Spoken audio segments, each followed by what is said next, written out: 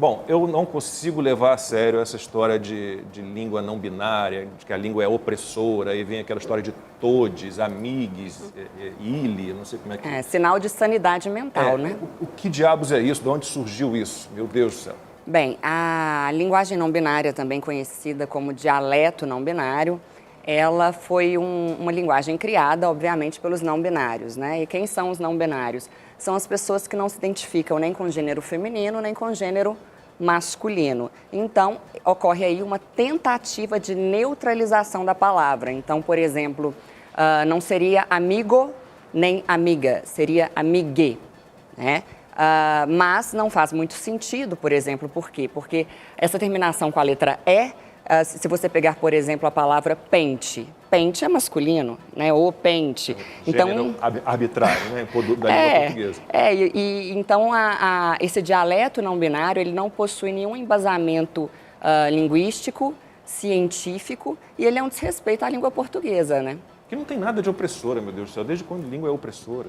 A questão de se achar a língua portuguesa opressora ou qualquer outra tem a ver com politicamente correto, né? Porque, primeiramente, as pessoas tentam dominar a forma como nós falamos, depois a forma como nós pensamos e, por fim, a forma como nós agimos. E no caso aí do dialeto não binário e até dessa questão aí do boa noite a todos e a todas, né, que a gente vê muito hoje, a questão é a seguinte: a língua portuguesa vem do latim, né? E no latim havia o gênero masculino, o gênero feminino e o gênero neutro. Como tem no alemão. Exato. E na passagem do latim para o português, o que houve, simplesmente o que era o neutro virou o masculino. Então, quando eu digo boa noite a todos, eu já estou fazendo referência a homens e a mulheres. Portanto, dizer boa noite a todos e a todas é uma redundância, é completamente desnecessário. E eu sou professora de português, eu preciso defender aí, né, puxar a sardinha para o meu lado. Para mim, é completamente desnecessário. No meu ponto de vista, é uma questão muito mais ideológica e política do que linguística. É um debate que se faz no mundo todo, né, Cíntia? Eu acho que, assim, talvez o Brasil esteja mais atrasado nesse debate, outros países da Europa, dos Estados Unidos estão mais avançados até. Eu estava assistindo um seriado, ontem me chamou a atenção como eles usam mesmo... legenda já. Não foi nem a legenda, mas o gênero neutro para designar pessoas cuja identidade...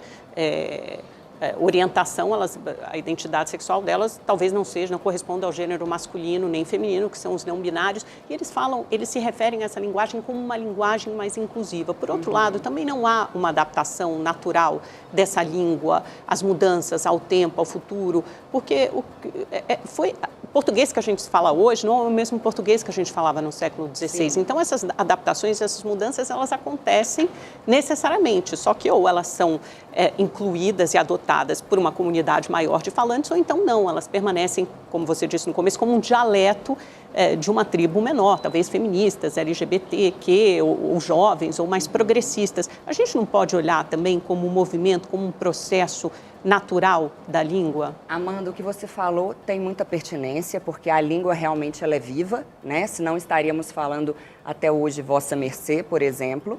Mas o que ocorre no caso do dialeto não binário é uma pseudo-inclusão. Na medida em que uma maioria, aliás, eu vou até usar um pleonasmo aqui, uma grande maioria, tá? Uma maioria esmagadora fica de fora. Por quê? Vejamos bem. O caso dos disléxicos, né? Como um disléxico vai compreender, com toda a dificuldade que se tem na dislexia, vai compreender bem esse novo dialeto. Temos também aí a questão dos surdos. Os surdos, como que eles vão compreender na linguagem labial um todex, né? Temos também aí a questão dos cegos, que precisam de softwares de leitura. Como os cegos farão a leitura?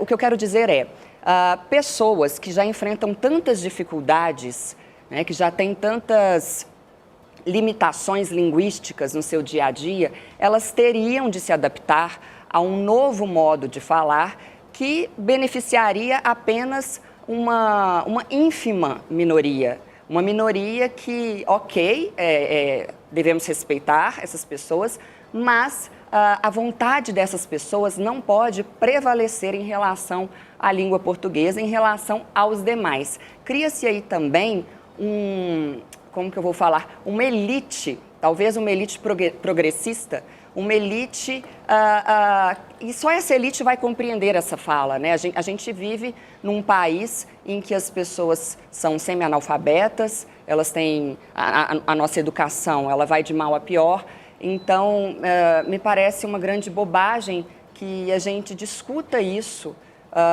agora, exatamente agora.